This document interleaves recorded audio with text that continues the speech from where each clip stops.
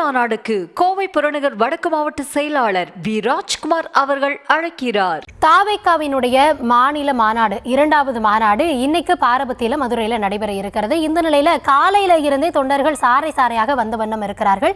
தற்பொழுது அப்படி வந்த தொண்டர்கள் அளித்த பேட்டியை நம்ம பார்க்கலாம்.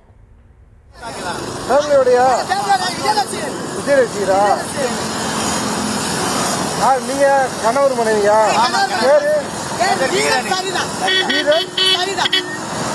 மாநாடுக்கு போறீங்க?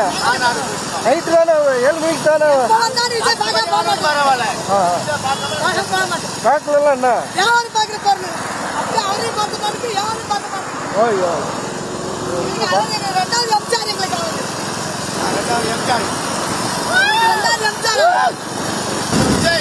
மக்களுக்கு நல்லது செய்வாரு. ஏழை மக்களுக்கு கை விட மாட்டாரு. மதுரைக்கே ஒரு அழகர் கோயில் இது மாதிரி தான். செம்ம ஹாப்பி. நாங்க சேலத்துல இருந்து இதுல நாங்க நைட்டே எல்லாம் கிளம்பி வந்திருக்கோம். இது ரொம்ப ஹாப்பியா எதிர்பார்க்கிறோம். நாங்க இது தளபதி இங்க மதுரைங்கிறது மதுரைக்கே ஒரு அழகர் கோயில் இது மாதிரி தான். செம்ம ஹாப்பி. நாங்க சேலத்துல இருந்து இதுல நாங்க நைட்டே எல்லாம் கிளம்பி வந்திருக்கோம். இது ரொம்ப ஹாப்பியா எதிர்பார்க்கிறோம். நாங்க இப்ப வரப்போற ஆட்சியில அவர் நல்லது பண்ணுவாருன்னு ரொம்ப ரொம்ப பெனிஃபிட்னா, ரொம்ப ரொம்ப பெனிஃபிட். போன மாநாட்டுல எவ்வளவு பாதுகாப்பா கூட்டு போயிட்டு வந்தாங்களோ, சோ அதே பாதுகாப்பு இதுலயும் இருக்கு. இந்த கட்சி பொறுத்தவரைக்கும் லேடிஸ்க்கு முக்கியமா அவங்க ஓரமா ஒதுங்கி நின்று முன்னாடி வழி விடுங்கிற ஒரே கட்சி அண்ணா கட்சி மட்டும்தான். இல்ல, எல்லாமே எங்களுக்கு மாறுன்ற நம்பிக்கை கண்டிப்பா இருக்கு. மகளிருக்கும் சரி, இதுல இல்லாதவங்களும் நிறைய பேர் இருக்காங்க. ஏன்னா வாழ்ந்துட்டவங்களே தான் வாழ்ந்துட்டு இருக்காங்களே தவிர இருக்கப்ப இல்லாதவங்க கீழ் மட்டத்திலே தான் இருக்காங்க. சோ இது எல்லாரும் ஒரே லெவலுக்கு வரணும்ன்றது எங்களோட ஆசை. எங்க தளபதி எப்பவுமே தளபதி தான், கெத்து தான். எல்லாருமே அவங்கவுங்க பாசத்துக்காக தான் வாங்க. ஆனா எங்கேயுமே எல்லாமே காசு கொடுத்துதான் வருவாங்க. இங்க காசு இல்லாம ஒரே கூட்டம் இதுதான். முதல்ல நாங்க யாருன்னு சொல்ல நாங்க நறுக்கு வருவாங்க. எங்க தளபதியை பார்க்க வந்திருக்கோம். நாங்க ஒரு 20 பேர் தனியா ஒரு வேன் எடுத்துட்டு, ஆனா எந்த வேனுமே எங்களுக்கு கிடைக்கலைங்க. எந்த வேனுமே கொடுக்கல எங்களுக்கு. ஆனா ஒருத்தர் பேசி பசங்க, எங்க தம்பி சூரி இவரு எல்லா பேர் பசங்க எல்லாம் பேசிட்டு போயிட்டு ஒரு தனியா வேன் எடுத்து எங்க சொந்த செலவுல போட்டு தளபதியை பார்க்க வந்திருக்கோம். நாங்க எல்லாமே டிவிக்கு பேரு, டிவிக்கு எங்களுக்கு எல்லாமே நம்மளுக்கு மேல மன்னராட்சி, அவங்க மன்னராட்சி இருந்து போட்டோம். ஆனா எங்க ஊரு பொறுத்தவரைக்கு ஒரு பிரிட்டிஷ் ஆட்சி நடந்துட்டே இருக்கு. உண்மையாலுமே ஒரு நல்லாட்சி மலரணும். அதுக்கு தேவை எங்க தளபதி.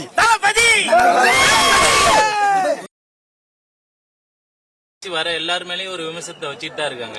அந்த விமர்சனத்தை எல்லாம் தாண்டி எங்க தளபதி முன்ன நின்று 2026 முதலமைச்சரா வருவாரு. அவருக்கான எல்லா சப்போர்ட்டும் நாங்க எல்லாருமே இங்க நிக்கிற எல்லாருமே நாங்க கொடுப்போம்.